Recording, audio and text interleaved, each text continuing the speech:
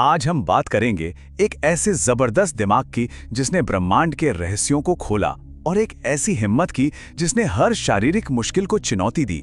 ये कहानी है महान भौतिक विज्ञानी स्टीफन हॉकिंग की। सोचिए, ये शब्द, ये सिर्फ एक कोट नहीं है, ये स्टीफन हॉकिंग की पूरी जिंदगी का निचोड़ है। इसी एक सोच ने, इसी जज्बे ने उनके पूरे जीवन को एक नई दिशा दी। स्टीफन हॉकिंग की जिंदगी एक बहुत बड़े विरोधाभास की कहानी है। एक तरफ एक ऐसा दिमाग था जो ब्रह्मांड के कोनों तक, ब्लैक होल्स के अंदर तक और समय की शुरुआत तक की सैर करता था, और दूसरी तरफ एक शरीर था जो एक व्हीलचेयर में कैद था।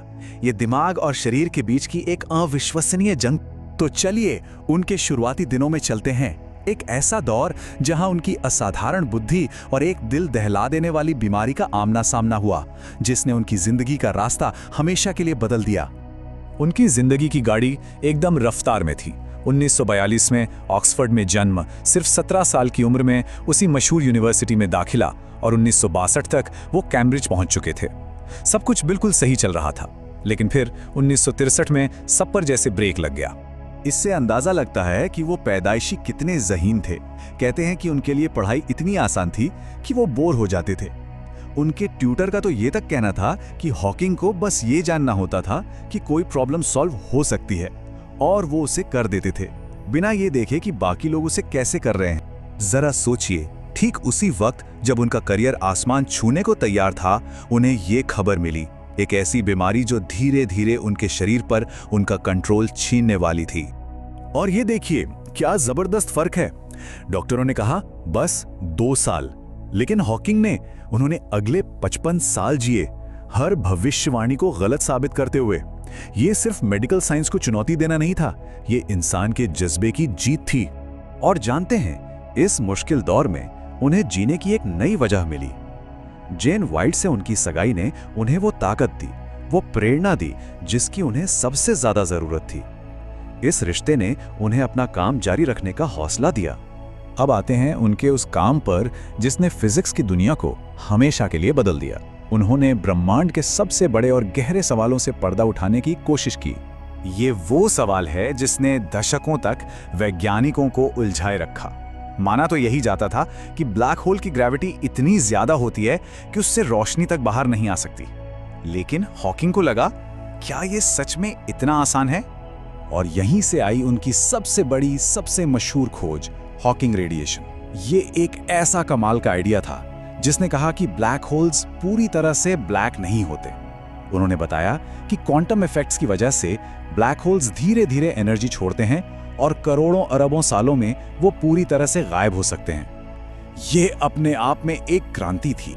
हॉकिंग रेडिएशन तो बस एक शुरुआत थी, उनका काम बहुत बड़ा था। जैसे उन्होंने रॉजर पेनरोज के साथ मिलकर यह साबित करने में मदद की कि हमारा ब्रह्मांड एक बिग बैंग से ही शुरू हुआ होगा। उनका नो बाउंड्री प्रपोजल तो और भी आगे की सोच थी, जिसमें उन्होंने कहा कि शायद ब्रह्मांड का कोई किनारा या कोई शुरुआत है ही नहीं, बिल्कुल एक गेंद की सतह की तरह। तो एक तरफ तो वो ब्रह्मांड के रहस्य सुलझा रहे थे, और दूसरी तरफ वो खुद एक ग्लोबल सेलिब्रिटी बन रहे थे, लाखों लोगों के लिए एक प्रेरणा। ये कैसे हुआ, चलिए देखते हैं। जरा इस नंबर के बारे में सोचिए, 237 हफ्ते, मतलब 4 साल से भी ज्यादा। उनकी किताब a brief history of time इतने लंबे समय तक बेस्ट सेलर लिस्ट में रही। उन्होंने ब्रह्मांड विज्ञान जैसे मुश्किल विषय को दुनिया भर के लाखों लोगों के लिए आसान और दिलचस्प बना दिया। ये जो आप देख रहे हैं, ये उनके कभी ना हार मानने वाले जज्बे की कहानी है। 1985 में ऑपरेशन के बाद जब उनकी आवाज चली गई तो भी वो रुके नहीं। भौं से अक्षर चुनने से लेकर अपनी गाल की मांसपेशी से अपने मशहूर कंप्यूटर को कंट्रोल करने तक, उन्होंने हमेशा दुनिया से बात करने का एक रास्ता खोज निकाला।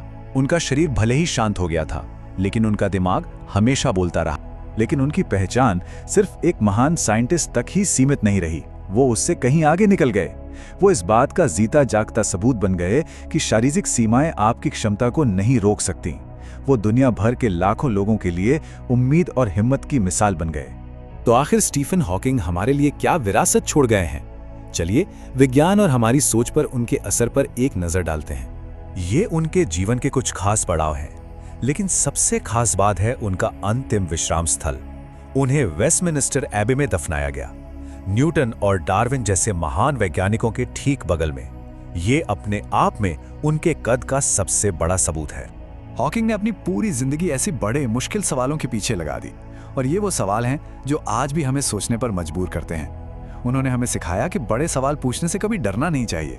तो आखिर में हॉकिंग की कहानी यही है। उनका शरीर भले ही एक कुर्सी में कैद था, लेकिन उनका दिमाग पूरे ब्रह्मांड की सैर करता था। और उन्होंने हम सबको सिखाया कि चाहे जो हो जाए, ऊपर सितारों की तरफ देखना और सवाल पूछना कभी मत छोड़ना।